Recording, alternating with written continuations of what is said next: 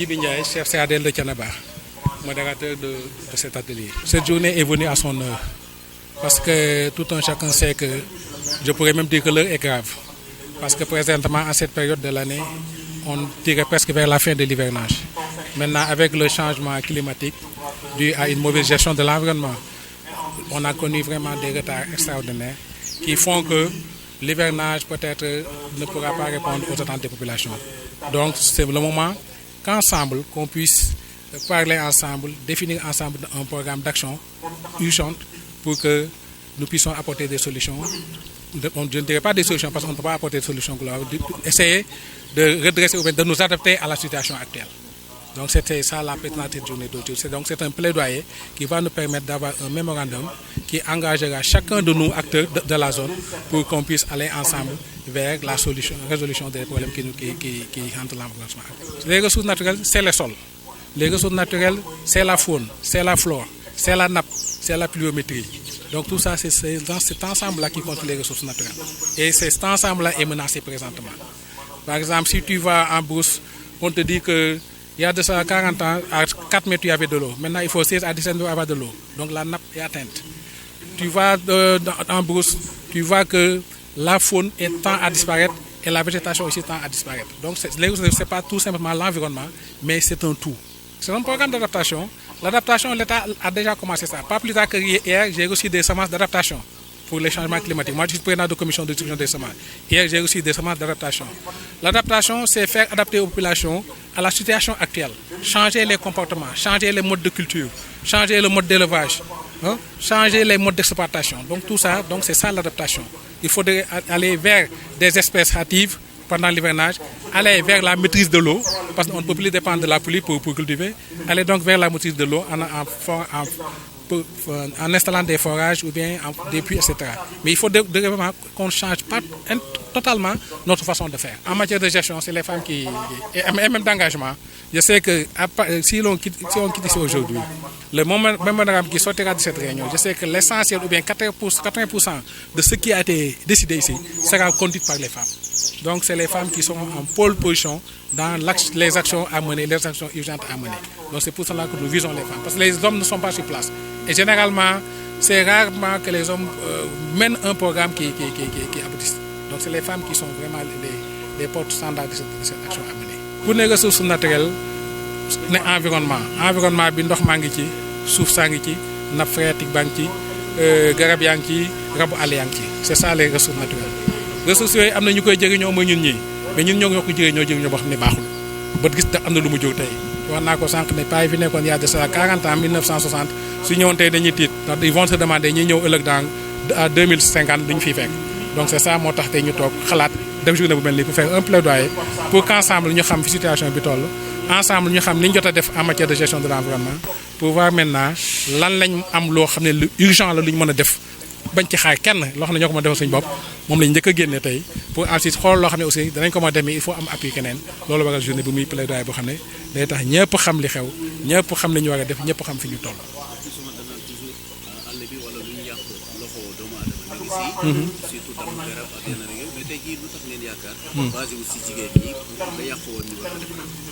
Parce que li yàqu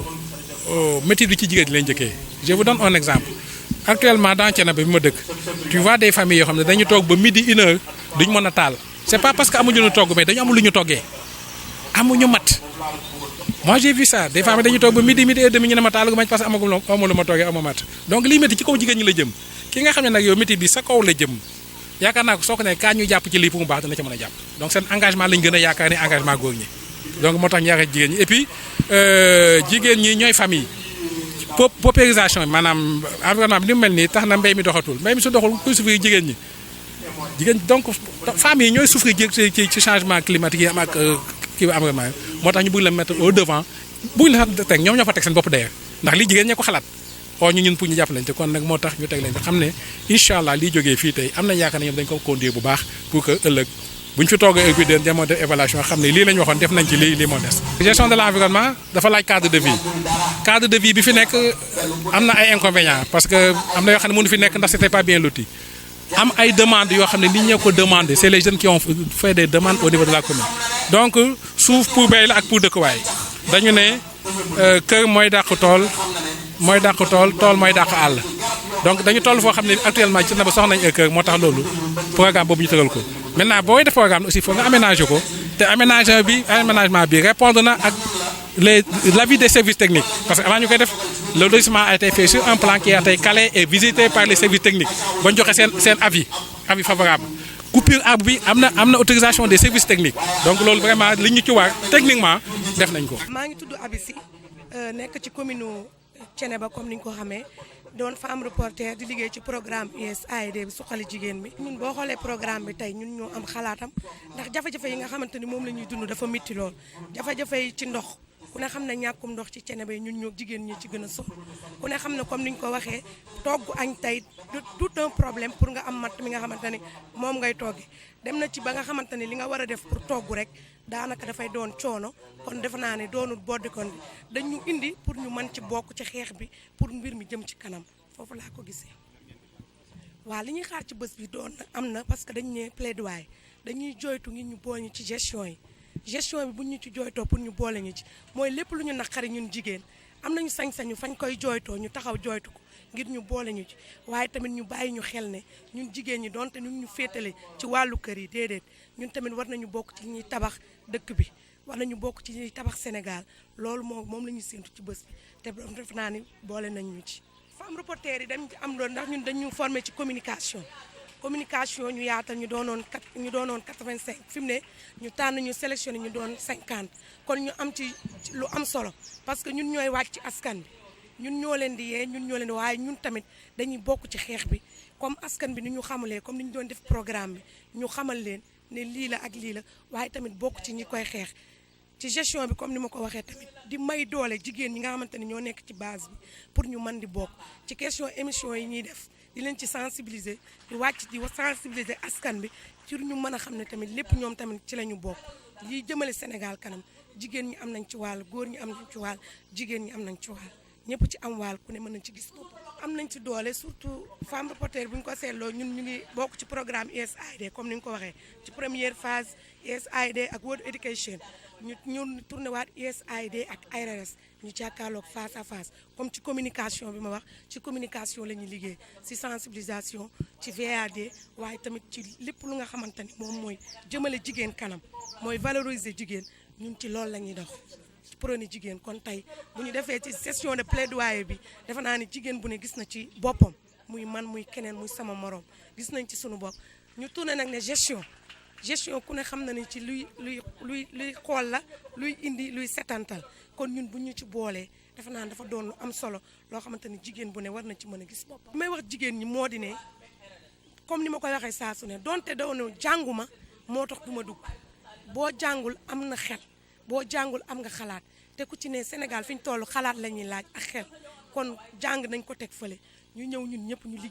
liggéey jëmale Sénégal kanam jëmale tamit sunu gox yi kanam mais tamit ci 14 communes yi nga xamante ne ci la ñuy intervenir ci programme bi ku ci ne war nga ci mën a gis sa bopp parce que doonu Thiénaba programme bi fépp la laal mais 14 communes yëpp ku ci ne jigéen bu ne war nga mën a jug taxaw wane tamit sa jéego ndax plaidoyer bi ñëpp lay laal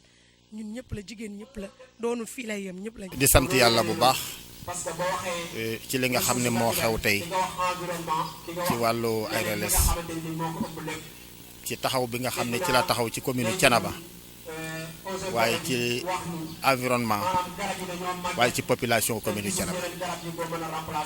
li ñu ciy xaar parce que agsi na moo doon nit ñi xam li xew ba pare jëfandikoo ko ndax boo xamee li xew te jëfandikoo ko du am njariñ waaye boo bëggee jëfandikoo te xamoo li xew du am njariñ tey nag xam nan li xew ñi ngi koy jëfandikoo il faut kon mu am njariñ soxna Marème day femme de développement mais ba pare nag am kilifa waaye xam nan la koy doxale ndax partenaire yomb na yombul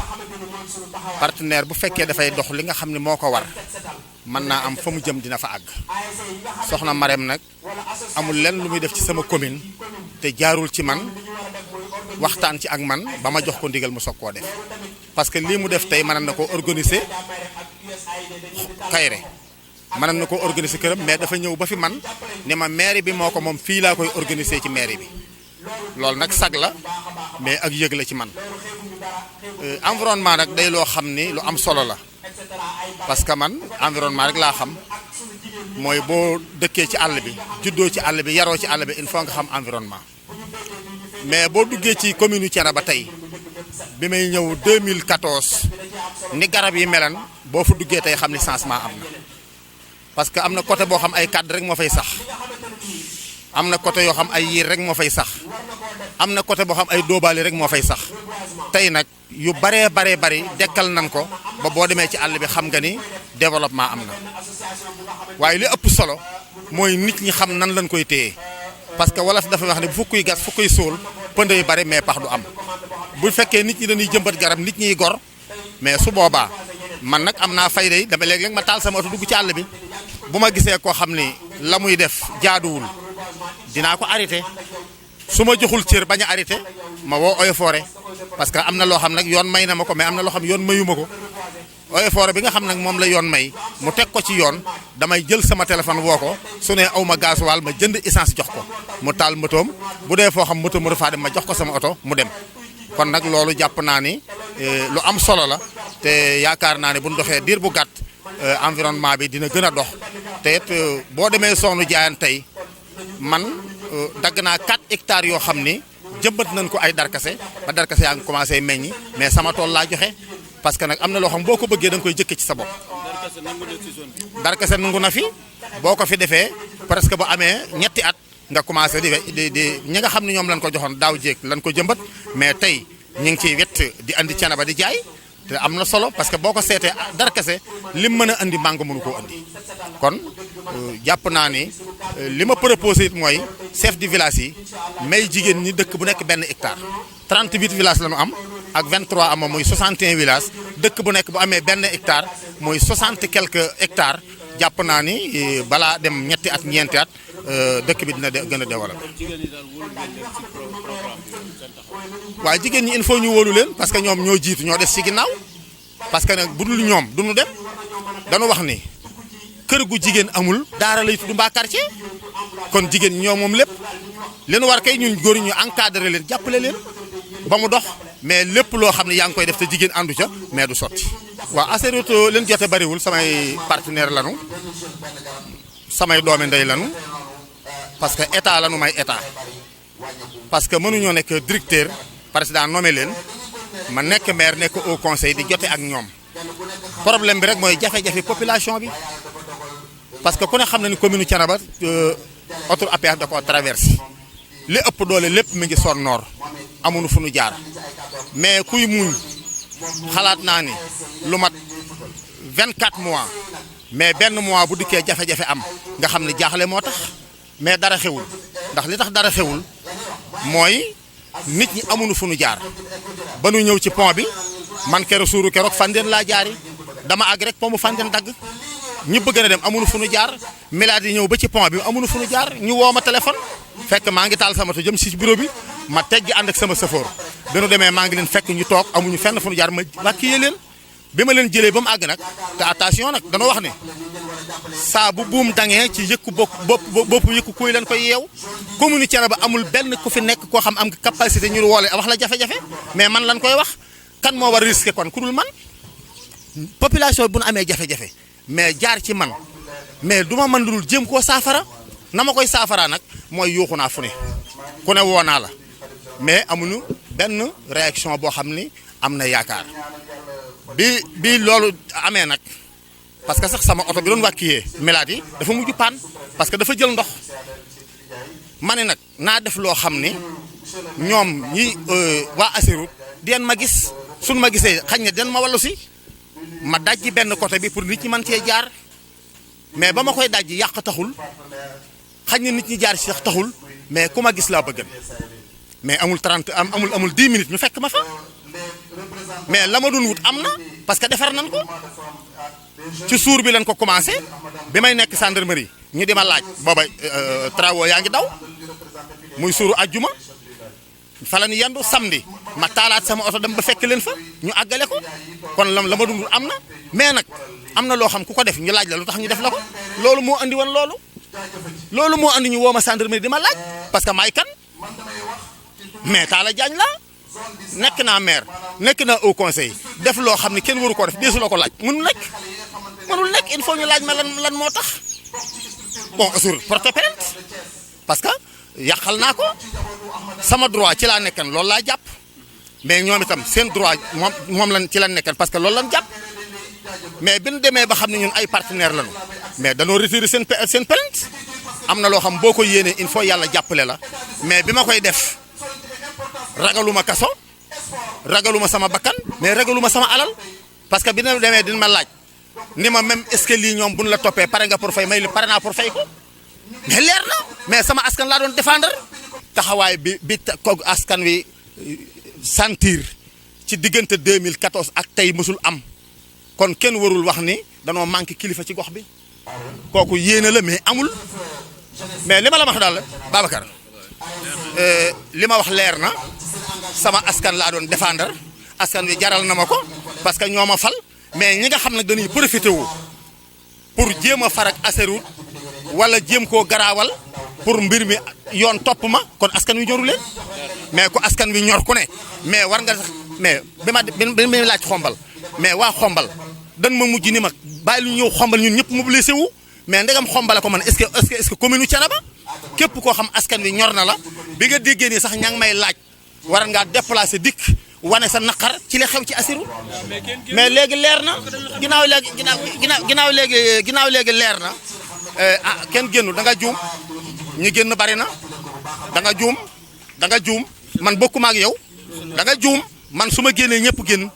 parce que li ma doon wut ñëpp xam na ko. vraiment solo bi ñu koy jox bi ci jëkk rek mooy liñ ko bëggee woon amee woon nañ ko parce que booy jàllale dara soo sañoon mbooloo mi teew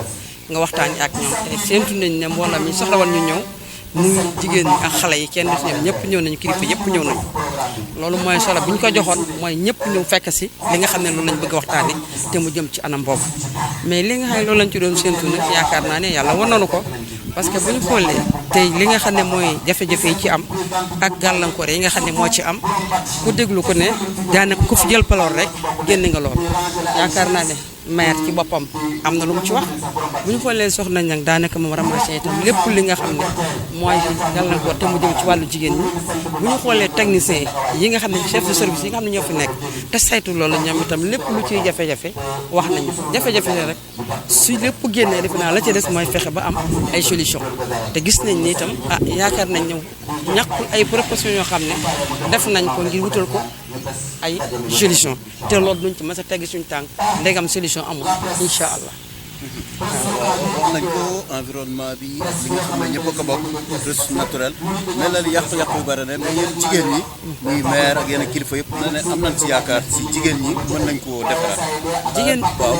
si yan yoon ak xàll ngeen war a am pour partager ak Sénégalais yi lay suivre. wan yoon la ñuy aw wan yoon la ñu war a aw partager loolu lii ci la bokk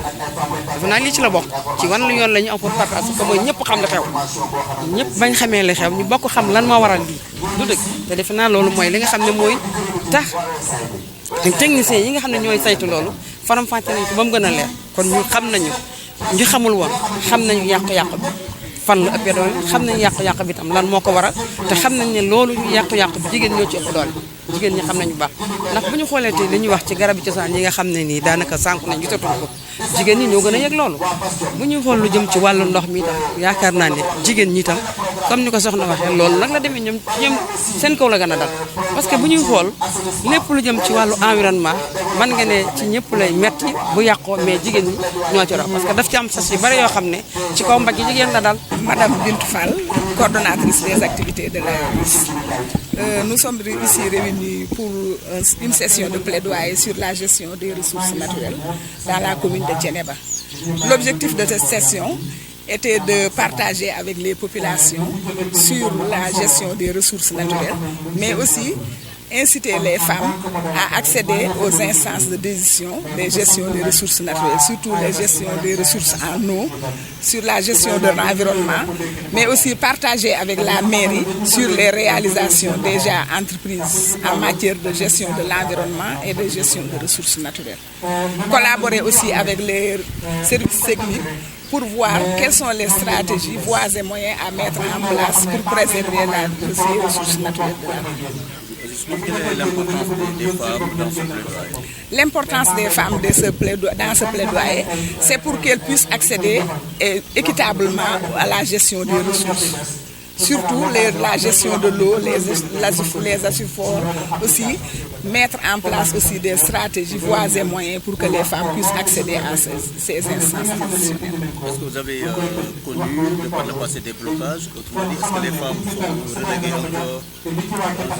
Bien sûr, parce qu'on a constaté que dans les instances décisionnelles de la gestion des ressources naturelles, surtout sur le problème de l'eau, les femmes n'ont pas totalement accès à ces services. Donc nous voulons un accès équitable et juste à ces femmes.